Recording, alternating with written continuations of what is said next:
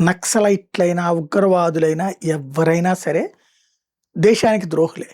కానీ ఉగ్రవాదుల్ని వెంటనే లేపేస్తాం. నక్సలైట్లకి టైం ఇస్తాం. ఎందుకని? నక్సలైట్ ఈ దేశ క్షేమం కోరుకునేవాడు. కానీ పరిపాలనా విధానం మీద ద్వేషంతో రాజకీయ నాయకత్వాన్ని ద్వేషిస్తుంటాడు. దేశాన్ని కాదు. కానీ ఈ మధ్య కాలంలో ఉగ్రవాదులతో నక్సలైట్ల సంబంధాల తర్వాత సీన్ మారింది. అదే అత్యంత ముఖ్యమైనటువంటిది. ఇప్పుడు మణిపూర్‌లో అయితే మాత్రం ఉక్రుల్ జిల్లాలో నేషనల్ హైవే 202 మీదన టీఎం కాసోమ్ అనే గ్రామం దగ్గర అజ్ఞాత రాక్షసులు ఆయుధ దాడి చేశారు. ఈ దాడిలో టాంగ్జుల్ నాగా సముదాయానికి చెందిన 2 వ్యక్తులు ప్రాణాలు కోల్పోయారు. వేరువేరు వాహనాల్లో ప్రయాణిస్తున్నప్పుడు ఈ కాల్పులు జరిపి దాడి చేయడంతో వాళ్ళు మరణించారు. చనిపోయిన వాళ్ళు ఒకళ్ళు ఎస్డబ్ల్యూ చినావో షాంగ్, ఇతను టాషార్ గ్రామానికి చెందినటువంటి వాడు. భారత సైన్యంలో నాగా రెజిమెంట్లో పనిచేసి రిటైర్ అయిన సైనికుడు.